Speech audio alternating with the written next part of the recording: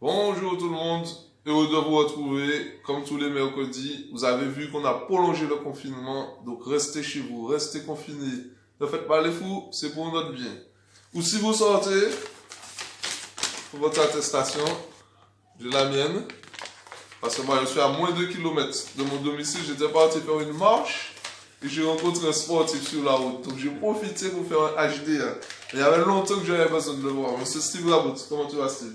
Ça va, Ça va bien, le confinement, comment tu vis le confinement? Ben, je pense comme tout le monde, hein, confiné, restez chez vous, c'est important, c'est très important pour la santé publique et le bien d'autrui.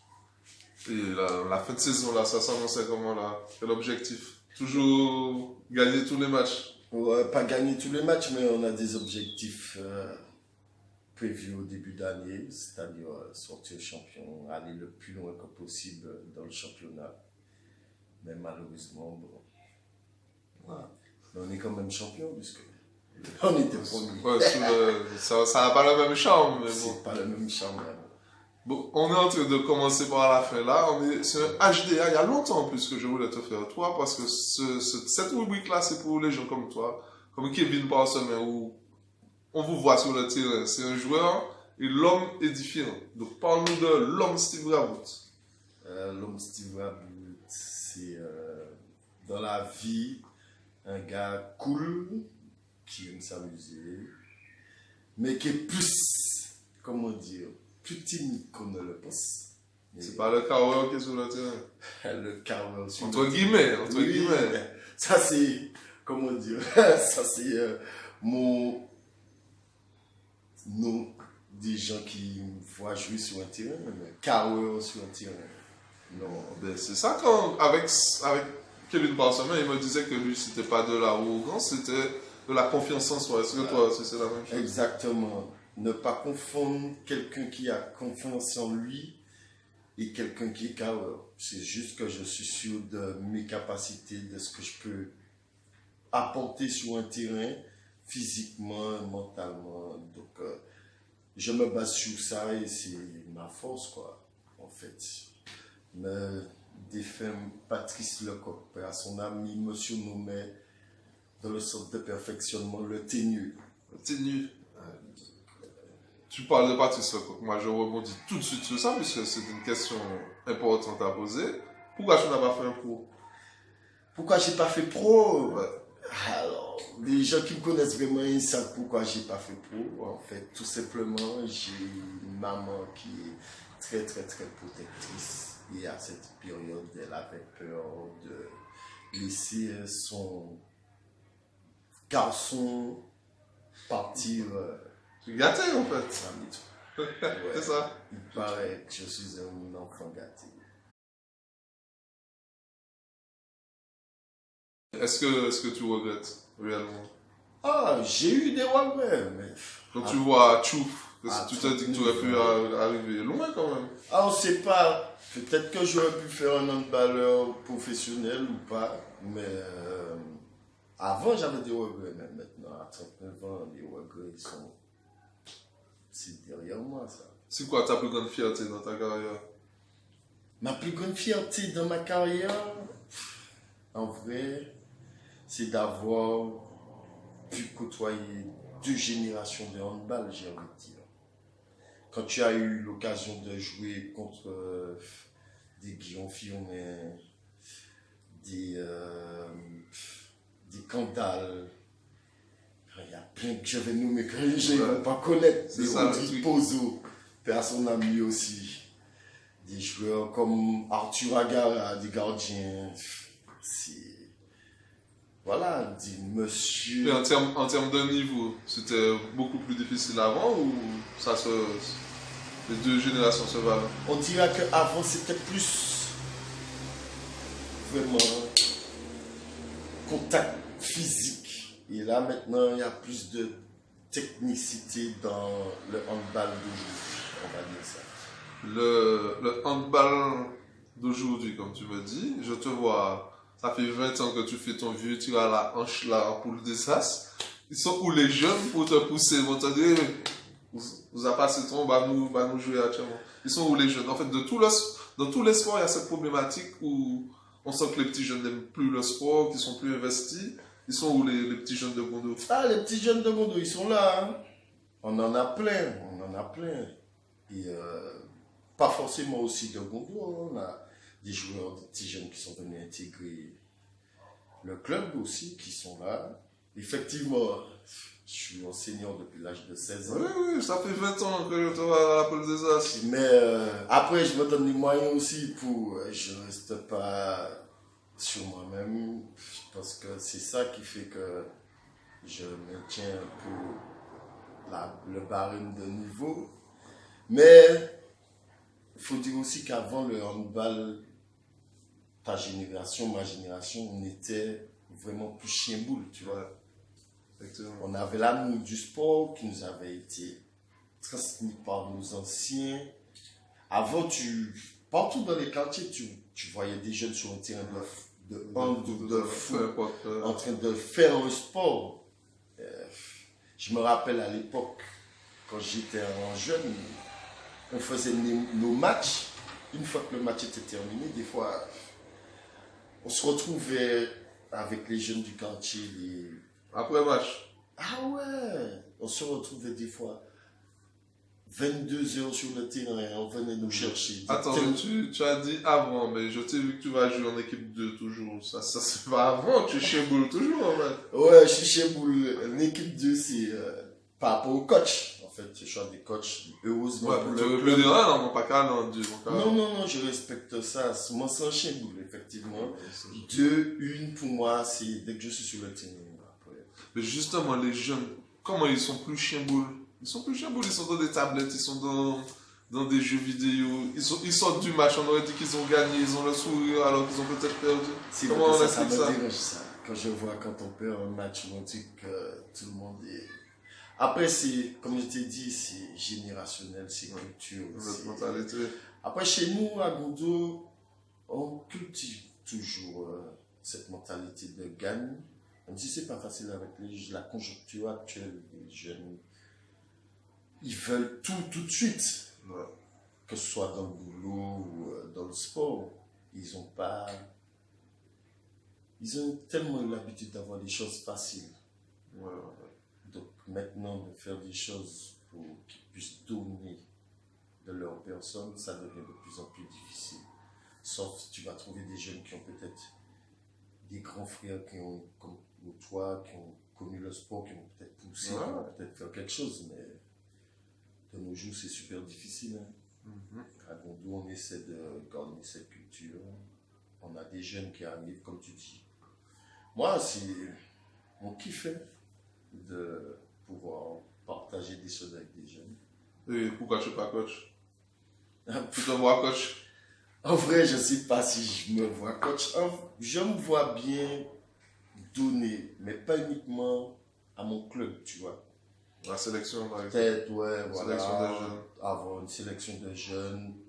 Parce que bon, le cas, comme on dit, je sais que plus ou moins, j'ai des jeunes qui m'aiment bien, tu vois, sur le terrain. Et ça m'arrive d'échanger avec des jeunes, même des fois, on a des rencontres avec les jeunes du pôle où on a des affrontements pour qu'ils puissent évoluer là-bas. De moi-même, je vais vers eux, on discute, je leur donne... Mais tu as un exemple quand même. Tu l'as pour durer comme ça pendant 20 ans, il faut être quand même bon. Tu as quand même un exemple. Tu as un bon exemple à suivre sur le terrain. Ah oui, mais ce que j'essaie de donner, ce qu'on m'a donné. J'ai eu la chance d'avoir des anciens qui m'ont donné. Et j'ai beaucoup eu de chance d'avoir dans ma famille du sportif, ma mère, tout le monde, j'en ai, du côté de ma mère comme mon père, on est dans le monde du sport.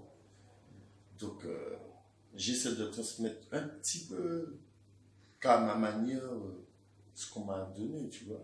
Tu as gagné combien de titres de champion de Martinique? À mon actif. Depuis ta salle de trophée là, tu dois faire une vitrine là bientôt. Alors, frère, je suis vainqueur de la Coupe de Martinique 9 fois ou 10, je crois. Et champion de la Martinique 11 fois, je crois. Et pourquoi? Ah, mais on en arrive. Pourquoi le niveau un petit peu plus supérieur, en fait, supérieur, on va dire, quand c'est la Réunion, vous battez par la Réunion. L'avantage que la Réunion a en plus que nous, ça se joue à des détails. Hein. Mais oui, ça se joue. Faut pas oublier que le handball réunionnais là-bas, ils sont semi-professionnels et nous, on est amateurs. Ouais. C'est pas négligeable, mais ça se joue à rien quand même. Ça se joue à rien parce que. C'est notre niveau qui est élevé au final. Oui, entre-temps, je vais pas mentir. Avant, on avait beaucoup de difficultés. Par rapport à mon expérience de ce que j'ai vécu, c'était très difficile de rivaliser avec les Réunionnais. Là, ce qui me fait plaisir, c'est que nous, chez nous, on leur a montré en France. Vous avez un petit cochon à nourrir avec eux parce que je sens que c'est intense à chaque fois. Ouais, parce que c'est plus intense pour... Comment t'expliquer ça? En fait, pour la métropole, le handball réunionnais est plus reconnu que le handball martiniquais, antillais, guyanais, comme tu veux. Voilà, tu vois. Ils sont plus reconnus que les Antillais. Ça, c'est avant, il y a plus d'Antillais maintenant. Oui, et c'est ça qui... Je suis fier, par exemple, quand on arrive et qu'on leur montre que, bon, voilà, sur notre petit point, dans notre petit point sur la carte, on sait jouer au handball.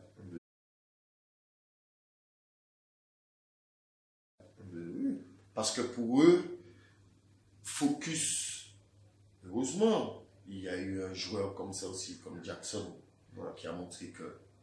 Mais pour eux, c'était le handball qui allait avec la métropole, il était uniquement à la Réunion.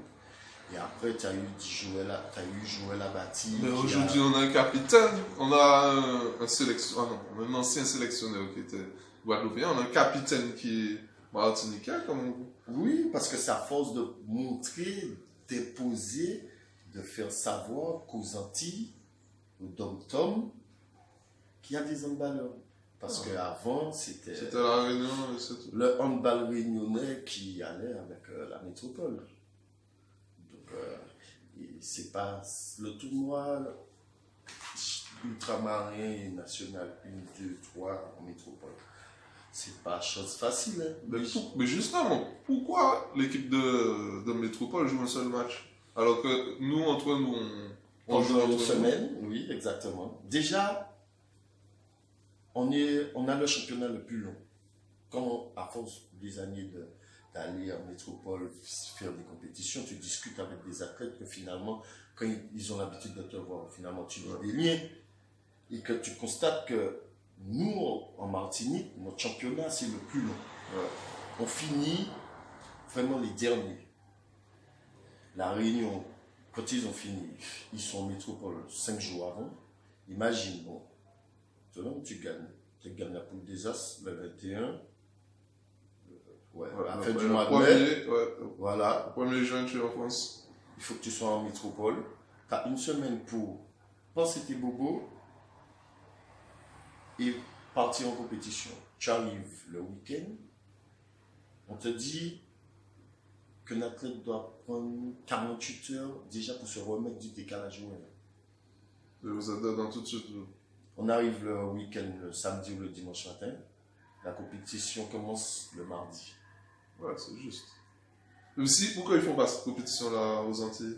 En Martinique, là, ça serait bien. Là. Une fois, je me suis posé la question, je leur ai dit, hein, ils font une fois. Je leur demande juste une fois de faire ce championnat. Mais ils font tourner Guadeloupe. Voilà, de faire venir une fois, juste une fois. Que je suis sûr que le championnat, le tournoi va pas se passer comme ça. Quand tu arrives, tu te disputes entre Guadeloupe, Guyane, Réunion, Tahiti, Mayotte. Ouais. Tu as tout de suite. Et là, Tahiti vient presque plus, puisque bon, ça fait trop de trucs. Ouais. Tu as la Guyane. Donc, on se bat entre nous. Ouais. L'équipe métropolitaine arrive.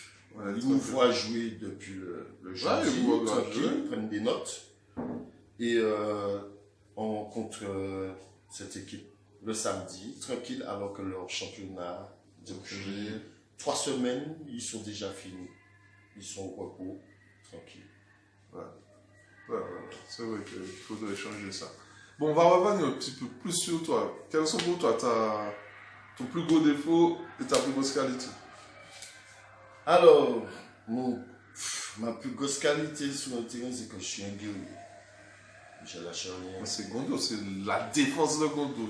Je lâche rien. Mais attends, tu vois, j'ai trop de questions. Pourquoi tu restes qu'à Gondo? Tu n'as pas été dans une autre équipe pour voir ce que ça donnait? Je suis un ultra. Je me sens trop ouvert pour changer. Mais quoique, j'ai failli changer une année. Il y a 2 ans de ça. Ouais. J'ai failli partir de Gondo. C'est pour aller à Citron, forcément. Effectivement, c'était pour aller à Citron, mais on m'a manqué de respect. Il y a quelqu'un qui m'a manqué de respect. On va pas trop rentrer dans Voilà. les détails. Donc ça, c'est pas fait. non, ça c'est pas fait. T'allais retrouver ta voiture crevée en bas là et tout, si c'était... Non, non, pas ma voiture crevée. Mais heureusement pour moi, en fait, comme j'ai beaucoup de gens, surtout ma famille, qui sont avec moi, qui me suivent depuis ma tendre enfance. Mais la personne à qui ça allait faire plus de mal, en fait, c'est ma grand-mère. Ouais, elle est pas là, moi. Les gens ne la voient pas au match parce que bon, maintenant elle a un certain âge et ça devient plus difficile. Pour ceux qui l'ont connue dans les gradins. Et je pense que c'est elle que ça allait. Ouais, je pense que. Qu'on nous a dit à mon commentaire que tu es malheureux. Ouais, bon, alors, plus grosse qualité, plus gros défaut. Alors, ouais, comme j'ai dit, ma plus grosse qualité sur le terrain, c'est que moi je lâche rien, moi je suis un guerrier, je peux être blessé ou pas. Ça va. Je joue et mon plus gros défaut, c'est-à-dire que une fois que je vois que je suis pas dans le match, j'ai beaucoup de mal à me remettre en selle pour pouvoir. On va balancer. Ouais. Ouais. Mais est-ce que tu avais une phrase ou un dicton que tu te disais quand ça n'allait pas dans les mauvais moments? Oui, j'ai une phrase que je dis tout le temps et voilà, et je l'ai tatouée sur mon bras, c'est l'Éternel et mon berger. Donc voilà, je lâche rien. Ouais. Est-ce que tu as un péché mignon? On a c'est le chocolat ou les gâteaux? Le jus, mon gars. Un jus en particulier? Oui, le banga multifruit. Mon gars. Le banga multifruit. Ouais, 2 litres, c'est un jour. Quand même. Ouais. Dis-moi, si tu n'avais pas fait du hand, tu allais faire quel autre sport? En vrai, je pense que j'aurais fait un sport de combat. J'ai un frère, un demi-frère, un grand frère qui vit au Canada.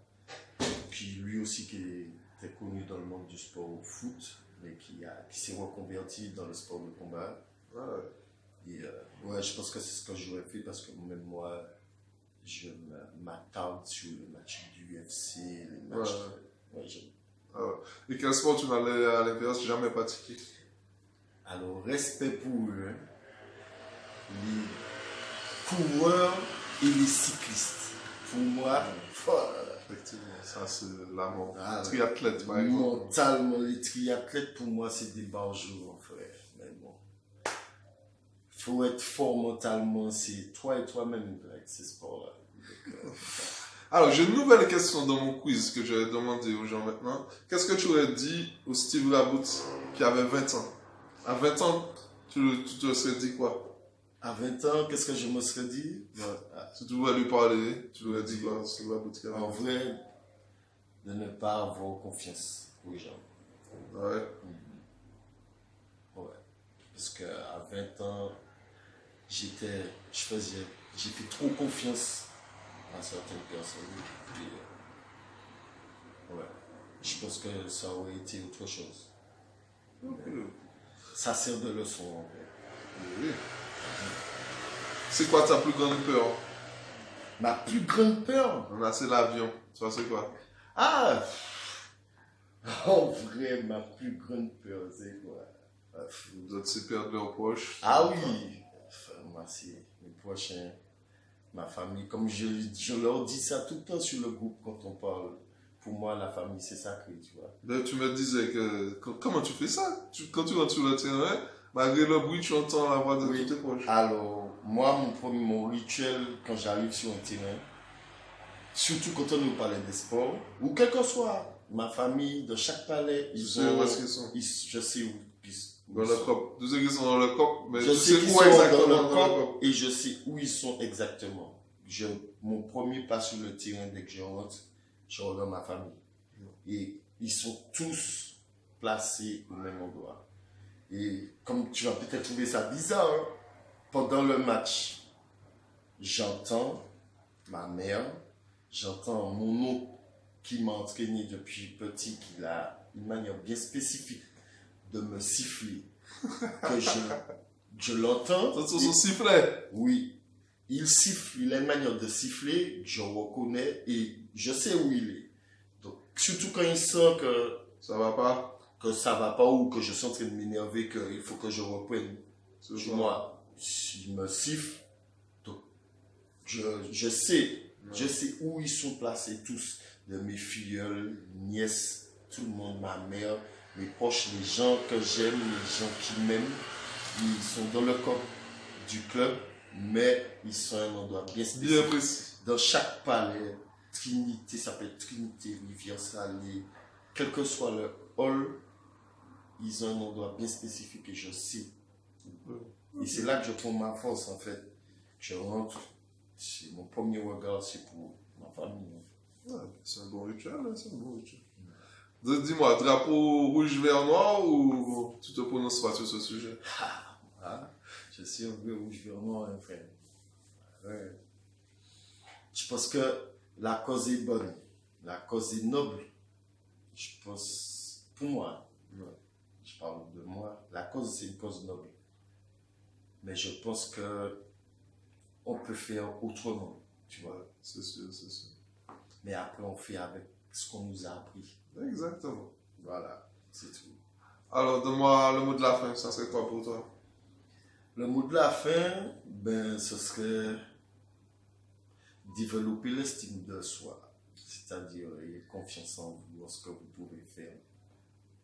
Et ne laissez personne vous laisser croire que vous ne pouvez pas y arriver.